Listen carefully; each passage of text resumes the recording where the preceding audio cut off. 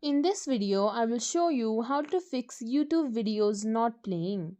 So if you're facing this error, you can simply go to the YouTube icon, click and hold on to it, then click on more features, go to app info. From here, click on force stop, then confirm it. Then go to storage uses. Here you will find clear data and clear cache. Make sure you click on clear cache. After that, ensure that you're connected to a very stable Wi-Fi connection, or you can even click on airplane mode.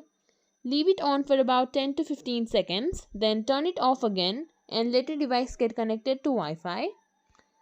Then try relaunching YouTube, and even after that, if it's still not working, then simply go to Play Store. In the search bar, search for YouTube, then check if there is any update available. If there is, then simply click on update. And if your app is already up to date and it's still not working, then you can simply press and hold on to the power button.